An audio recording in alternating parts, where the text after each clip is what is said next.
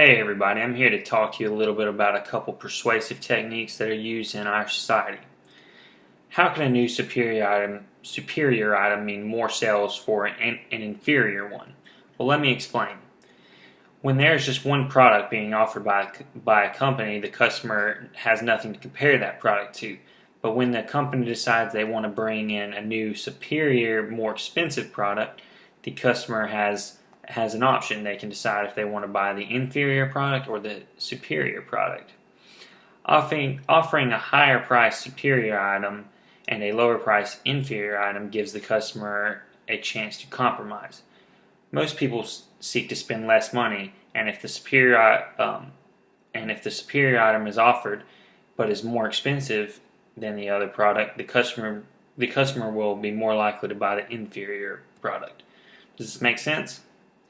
Well, let's look at another example. When going to the grocery store with the intention to buy a bottle of wine, what affects your decision the most?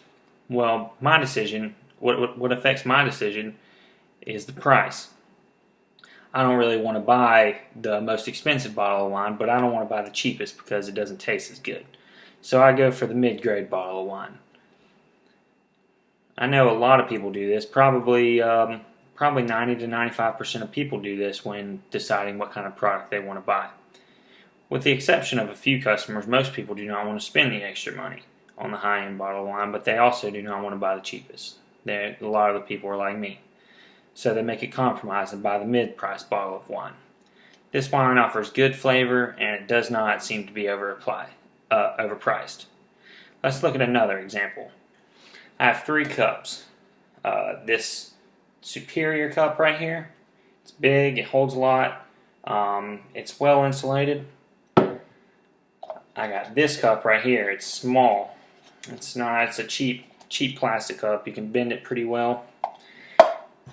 And then I have this smaller mid-grade cup. When offered 3 choices, the company is aiming at getting you to buy the middle choice. There'll be some people that buy this big expensive cup right here, but most people are going to go for this cup right here because it doesn't seem to be overpriced, because there's an item that costs a little bit more and there's an item that costs a little bit less. Does this make sense? Good. Okay, let's move on to the next topic. Does fear persuade or paralyze? Well, let's think about this.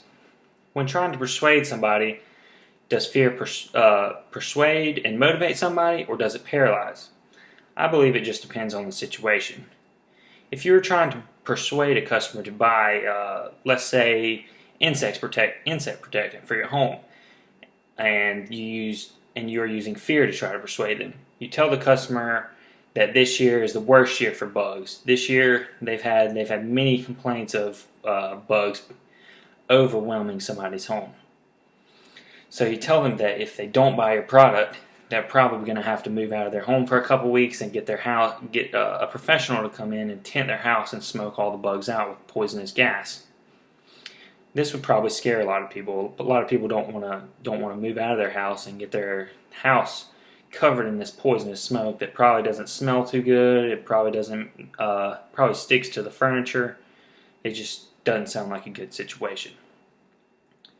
So, if you tell the customer this without giving them specific instructions on how to avoid this, like buying your product, how to use your product, what to do with it, where to spray it, stuff like that, if you don't give them clear, specific instructions on how to avoid this, they're probably just going to become paralyzed. They're not going to do anything. They're going to push it out of their mind. They're going to block it out, what you're saying, and they're just not going to think about it. But if you give them clear, specific instructions on how to avoid this, they'll be more likely to follow through and buy your product. Let's look at another example.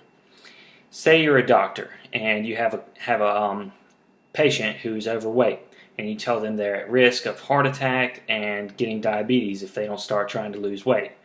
Well, if you tell them this, but you don't provide them with, say, a diet option, a workout plan, something along those lines, they're going to be more likely not to do anything about it. They're just going to think, oh well, I don't know what to do. So if you provide them with clear instructions on how they can lose weight, they'll be more likely to do this. Thank you.